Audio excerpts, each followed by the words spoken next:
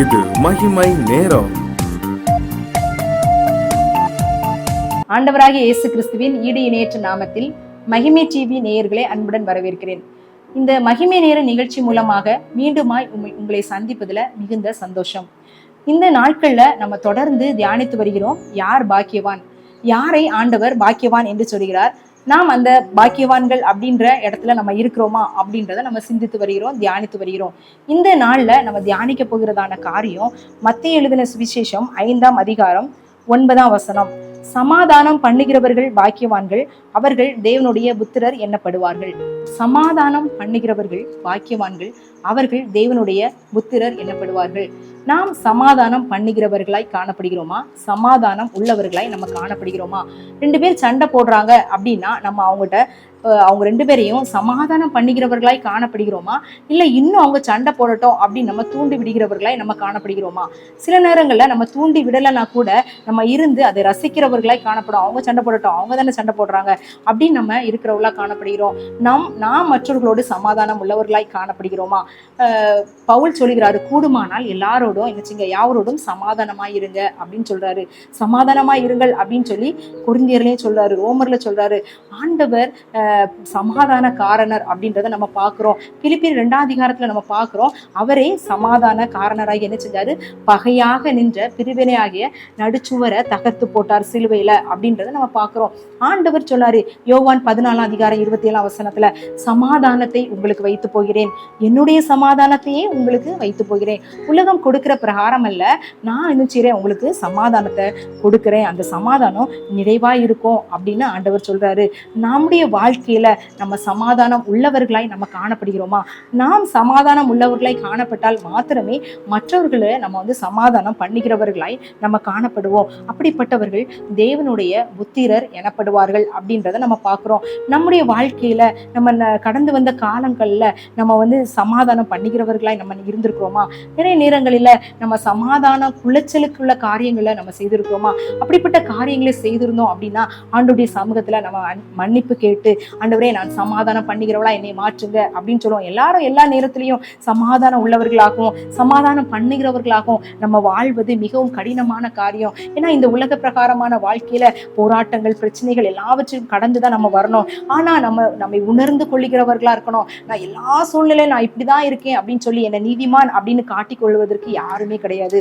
ஆனா நாம் செய்த தவறுகள், நாம் எந்தெந்த காரியங்களை நம்ம சமாதான குலைச்சல்களை உண்டு பண்ணோம், சமாதானம் பண்ணாம இருந்தோம், இப்படிப்பட்டதான காரியங்களை நம்முடைய வாழ்க்கையில காணப்பட்டால் நம்ம அதை உணர்ந்து நம்ம மறுபடியும் இதை செய்யாதபடிக்கு காணப்படணும் அப்படின்னு தான் ஆண்டவர் விரும்புறாரு. நம்ம பாக்கியவான்கள் அப்படின்றத ஆண்டவர் விரும்புறாரு. நம்ம பாக்கியவான்கள் அப்படின்னு ஆண்டவர் நம்ம அழைக்கிறாரு. நான் சமாதானம் உள்ளவர்களாகவும் சமாதானம் பண்ணிக்கிறவர்களாகவும் நாங்கள் காணப்படணும் அப்படின்றத நம்ம ஆண்டவர் என்ன செய்யறாரு, நம்மிடத்துல எதிர்பார்க்கிறாரு. ஒரு வயதான தகப்பனார் படுக்கையில இருந்தாரா. அவர் மரண படுக்கையில இருந்ததுனால அவர் இறக்க போகிற நேரத்துல டாக்டர் சொன்னாராம், நீங்க இறந்துடுவீங்க அப்படின்னு சொல்லி. உடனே அவங்க போதகர் அழைத்து ஜெபிக்கிறதற்காக கூப்பிட்டாங்களா. அந்த போதகர் சொன்னாராம், நீங்க இறுதி நேரத்துல இருக்கீங்க, யாரிடத்துலாவது நீங்க ஒப்புரவாகணும், சமாதானம் ஆகணும் அப்படின்னு நினைச்சீங்க அப்படின்னா நீங்க சீக்கிரமா ஒப்புரவாகிருங்க. அப்பதான் நீங்க என்ன செய்ய முடியும், பரலோக ராஜ்யத்தை சுதந்திரிக்க முடியும், தேவனுடைய புத்திரர் அப்படின்னு நம்ம பேர் பெற முடியும், தேவனுடைய புத்திரருக்கு தான் என்ன செய்யும், பரலோகம் கிடைக்கும் அப்படின்னு சொன்ன உடனே தன்னுடைய மகனை அழைத்து சொன்னாராம், அந்த எதிர்த்த வீட்டுல இருக்கிற அந்த நபரை, குறிப்பிட்ட நபரை அழைத்து கொண்டு வா அப்படின்னு சொன்னாராம். அவர் வந்தாராம். வந்த உடனே அவருடைய கையை பிரிச்சு சொன்னாராம், எனக்கும் உங்களுக்கும் இருந்த பகையை நீங்க என்ன செஞ்சிருங்க, மன்னிச்சிருங்க, நான் இறக்க போறேன், நான் நம்ம சமாதானம் உள்ளவர்களா நம்ம வாழலாம் அப்படின்னு சொல்லி கரங்களை பிடித்தாராம். அந்த நபர் சொன்னாராம், அன்னைக்கே நான் அந்த பிரச்சனையை மறந்துட்டேன், அந்த பிரச்சனையை குறித்து நான் என்ன செய்யறது இல்ல, நினைக்கிறது இல்ல, நீங்க அதை குறித்து எல்லாம் கவலைப்படாதீங்க அப்படின்னு சொல்லிட்டு அவர் போயிட்டாராம். போன உடனே இந்த நபர் தன்னுடைய மகன்கள்கிட்ட சொன்னாராம், நான் பரலோகத்துக்கு போனோம் அப்படின்றதுக்காகத்தான் நான் அவங்ககிட்ட என்ன செஞ்சேன், சமாதானமானே, ஆனா நீங்க என்ன செஞ்சிடக்கூடாது, விட்டுறக்கூடாது அப்படின்னு சொன்னாராம். நம்முடைய வாழ்க்கையில நம்ம எப்படி இருக்கிறோம்? நாம் சமாதானம் அற்றவர்களாய் வாழ்ந்தாலும் நம்முடைய சந்ததிகளை நம்ம எப்படி வளர்க்கிறவர்களாய் காணப்படுகிறோம்? நம்முடைய பகைகளை நம்முடைய சந்ததிக்கும் நம்ம என்ன செய்யறோம், சொல்லி கொடுக்கிறவர்களா நம்ம காணப்படுகிறோமா? இல்ல நம்முடைய சந்ததிகளாவது சமாதானமாய் வாழட்டும் அப்படின்னு நினைக்கிறவர்களா காணப்படுகிறோமா? ஒரு விஷயம் சிந்திக்க நம்ம அழைக்கப்படுகிறோம். நம்முடைய காலங்களில நாம் மற்றவர்களோடு சமாதானமா இருக்கிறத பார்த்தாதான் நம்முடைய பிள்ளைகளும் சமாதானம் உள்ளவர்களாகவும் சமாதானம் பண்ணுகிறவர்களாகவும் என்ன செய்வாங்க, வாழுவாங்க அப்படின்றத நம்ம பார்க்கிறோம். ஆண்டவர் சொல்றாரு, சமாதானம் பண்ணுகிறவர்கள் பாக்கியவான்கள். அநேக நேரத்துல இந்த மாதிரி தான் நம்முடைய வாழ்க்கையில என்ன செய்யறோம், பிரச்சனைகளை பிரிவினைகளை நம்ம உண்டு பண்ணுகிறவர்களா காணப்படுகிறோம். மோசே ஒரு எகிப்தியனும் எபிரேயனும் சண்டை போடுறாங்க. உடனே அவன் என்ன செய்யறான், எபிரேயனுக்கு சப்போர்ட் பண்ணி அந்த எகிப்தியனை கொலை செய்து புதைத்து விடுகிறான் அப்படின்றத நம்ம பார்க்கிறோம். அநேக நேரங்களில் நம்மளும் இப்படிதான் இருக்கோம். என்னுடைய சொந்தக்காரங்க, என்னுடைய பிள்ளை, என்னுடைய உறவினர், எனக்கு பிடிச்சவங்க, அவங்களுக்காக நம்ம எந்த காரியத்தையும் நம்ம மற்றவங்களுக்கு செய்வதற்கு 2 பேர் சண்டை போடுறாங்க. அதுல ஒருத்தங்க எனக்கு பிடிக்கும், 2 பேருக்குள்ள ஒரு மன வருத்தம் இருக்கு, அதுல ஒருத்தங்களை எனக்கு ரொம்ப பிடிக்கும் அப்படின்னா நமக்கு பிடித்தவங்க, நமக்கு வேண்டியவங்க, நமக்கு உதவி செய்யறவங்க, அவங்க நமக்கு ஒத்தாசையா இருப்பாங்க அப்படின்னு நினைக்கிறவங்களுக்காக நம்ம என்ன செய்யறோம், சப்போர்ட் பண்ணிக்கிறவங்களா இருக்கிறோம். இந்த மோசே அப்படிதான் செஞ்சான். தன்னுடைய இனத்தார அந்த எகிப்தியன் கொலை சண்டை போட்ட உடனே அந்த எகிப்தியனை கொலை செய்துட்டான். இதே மாதிரிதான் அநேக நேரத்துல நமக்கு பிடித்தவர்களை யாராவது ஒருத்தர் குற்றப்படுத்தினாங்க, யாராவது ஒருத்தருக்கு அவங்களுக்கு 2 பேருக்கு பிரச்சனை இருக்கு அப்படின்னா அதை நம்ம சமாதானத்துக்கு ஏதுவா நம்ம கொண்டு போகாம நம்மளுக்கு பிடிச்சவங்க செய்யறதுதான் கரெக்ட், அங்க என்ன நடக்குது அப்படின்றது கூட நம்ம யோசித்து பார்க்காம, என்ன நடக்குது அப்படின்னு நிதானிக்காம, என்ன நடக்குது அப்படின்னு கேட்கவும் அதை விசாரிக்காம நம்ம என்ன செய்யறோம், பொதுவா நமக்கு பிடித்தவர்களுக்கு, நமக்கு உதவி செய்கிறவர்களுக்கு நம்ம சப்போர்ட் பண்ணி மற்றவர்களை நம்ம என்ன செய்யறோம், குற்றப்படுத்துகிறவர்களா காணப்படுகிறோம். இன்னும் அதிகமா அவர்களுக்குள்ள சண்டை அதிகமாகிறதா காணப்படுகிறது. மன வருத்தங்கள்,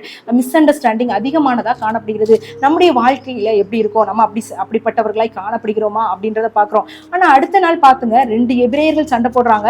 அப்ப போய் சொல்றான், ஏன் நீங்க 2 பேரும் சகோதரர்கள் தானே, ஏன் சண்டை போடுறீங்க அப்படின்னு.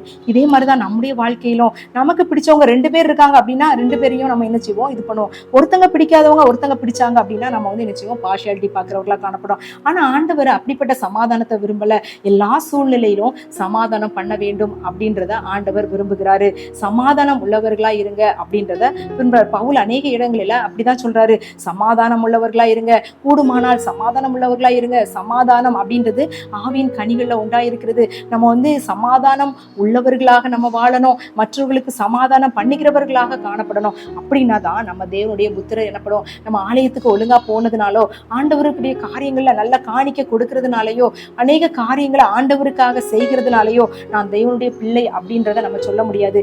சமாதானம் பண்ணுகிறவர்களாய் காணப்படும் போதுதான் தேவனுடைய புத்திரர். ஆனா சொல்றாரு, யோவான் 1 சொல்லிடுது, நான் இந்த யாரு விசுவாசமா இருக்கிறாங்கோ அவங்க தேவனுடைய பிள்ளைகளா இருக்காங்க அப்படின்னு சொல்றாங்க. அப்ப ஆண்டவர் பேர்ல நம்ம விசுவாசமா இருந்தோம் அப்படின்னா நம்ம மற்றவர்களை சமாதானம் பண்ணிக்கிறவர்களா காணப்படுவோம். ஆண்டவரோடு உள்ள உறவு நமக்கு அதிகமாய் காணப்படும் போது நாம் அவர் காட்டிய சமாதானத்தை, அவர் நமக்கு வைத்து போன சமாதானத்தை நாமும் சுதந்திரிப்போம், மற்றவர்களுக்கும் அதை வெளிப்படுத்துறவர்களா காணப்படுவோம். அப்படிப்பட்டதான காரியங்களை நம்ம இது நாள் வரைக்கும் நம்முடைய வாழ்க்கையில செய்ய முடியாதபடி தடையாய் காணப்பட்டிருந்தால் நம்ம இந்த நேரத்துல ஆண்டவர்கிட்ட கேட்கலாம், ஆண்டவரே நான் சமாதானம் உள்ளவளாய் வாழவும், எல்லாரோடும் நான் சமாதானமாய் வாழவும், மற்றவர்களுக்கு சமாதானம் பண்ணுகிறவர்களாகவும் என்னை மாற்றுங்க அப்படின்னு நம்ம ஜெபிக்கலாம். எங்கள் அன்பின் பரலோக பிதாவே, இந்த அருமையான வேலைக்காக உமக்கு நன்றி செலுத்தின தகப்பனே.